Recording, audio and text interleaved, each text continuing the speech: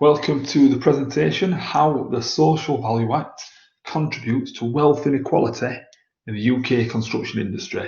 It's a presentation based on a paper submitted and accepted for Seeds by myself, Greg Watts, and also by Anthony Hyam, and we're both of the School of Science, Engineering and Environment at the University of Salford.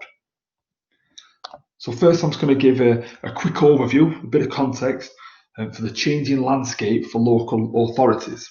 So it's all about funding and austerity. So austerity's been happening over the last decade, results in funding cuts for central government and for local authorities, notwithstanding any very recent changes over the last few weeks with increased funding for the coronavirus pandemic.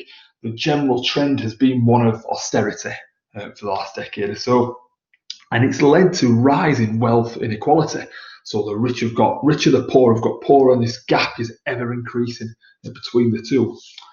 But also happening in this time has been a change in local authority financing, really, and how they finance. So traditionally, local authorities would raise money through rents, through business tax, things of that nature, and taxes, etc. And they would give a portion of that to central government, who then redistribute it amongst all the UK to try and have a bit of wealth equality, really.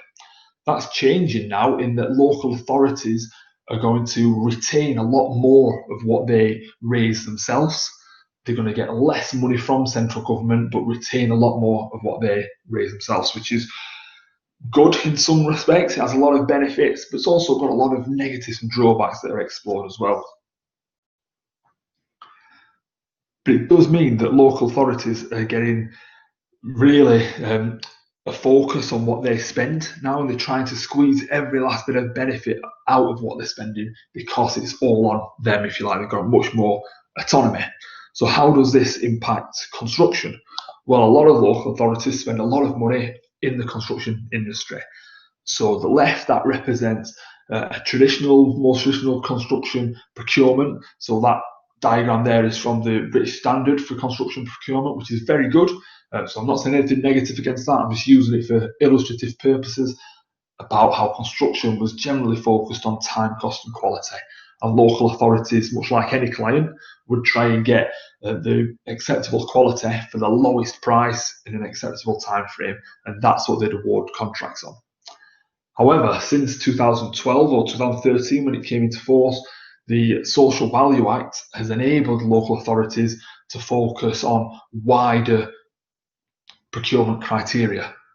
So it's a very ambiguous act. It can mean different things to different authorities. Some authorities want apprentices created, some authorities want all spend retained in their area, and some want work experience, etc., or community projects carried out, and they're all part of this procurement criteria for construction companies. So it's not just based on time, cost and quality anymore. It's also got these other dimensions that all rotate around social value.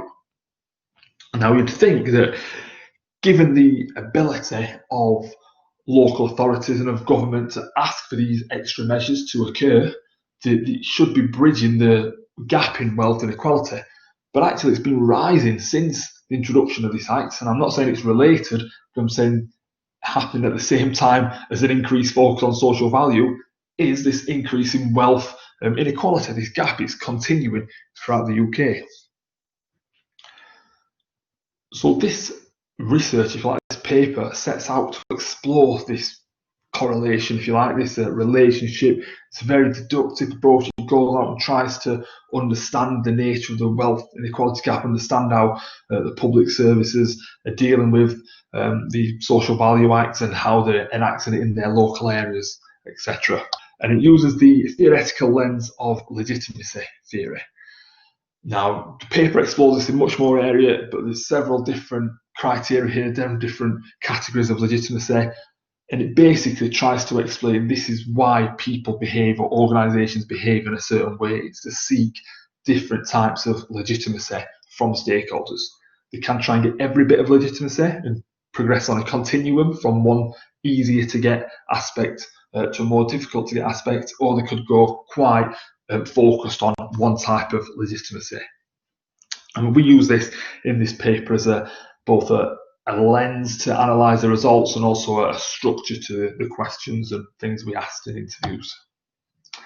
So it's a deductive piece of research. The ontological position was one of constructivism, and then the paper explores this in more detail, but it's an interpretivist epistemological approach. We use purposive sampling, got a lot of quantitative data through semi-structured interviews, but we actually interviewed 5 contractors, so big UK contractors, 6 local authorities. We used narrative analysis and also legitimacy theory as a way of analysing the results. What were these results? We found that there are a lot of changes to local authorities funding, as the literature says, but these changes are influencing construction procurement decisions. So it's to be aware of in the construction industry that these changes behind the scenes to how local authorities are funded are having a direct impact, direct influence on their consideration of construction, of future construction works and how they're going to procure that and what they want from that. Also, the research found the Social Value Act is increasingly used, and it does help local authorities achieve much more from procurement. So that's what they set out to achieve. That's what they want from the Social Value Act, and the purpose they're using it for, they are achieving, to get more, if you like, for every penny, every pound they spend. What was also quite interesting is that local authorities are using the Act to ensure that spending is retained in their area. So if one local authority is funding a construction project, they want the majority of that spend to be on businesses in their area, so they get a double benefit, if you like. They get a benefit from the project itself and also the benefit of spending in their geographical remit. And the reason they do that is for increased legitimacy, so they can say to all the local communities, this is what we're doing, this is why we're doing it, it's going to help you having this finished asset, and it's also going to help because we're investing in this community, we're upskilling businesses, we're creating apprenticeship positions, etc. So it's very driven by this legitimacy-seeking behaviour. But the knock-on effect of this, what the research found, is that those local authorities that don't have the funds in place to contribute or to fund construction projects and fund these big new assets and infrastructure and things like that, they're going to potentially, and they are going to actually, in some examples, losing out on the social value benefits. So if they've got a lot of local businesses, a lot of small, medium enterprises who operate in the construction industry, they might find that they're going to receive a lot less work because those businesses are based in their area, and projects outside of their area are not coming into their area to hire their population, to hire their communities, because other areas in this new competitive environment between all these local authorities want to retain all the benefit. And construction's been used as a sort of vehicle to allow that to happen. So it's fantastic for some local authorities. For other local authorities who've not got that money to invest in the first instance, they're going to be losing out because they can have less benefit, less money going around their local economy, if you like. So it's just something to be aware of for both construction companies who want to do more and want to do things on a national level and to help people out, and also local authorities and people at a government level who are setting these strategies for these potential negative ramifications that perhaps weren't considered and weren't realised would happen until we've started enacting it now over the last few years. So thank you very much. If you're interested in the paper, download it, please, have a look. It's got a lot more detail there. You can contact me with any questions, and then that's just to show that I'm also on LinkedIn if you want to contact me that way, or I'm happy to take emails.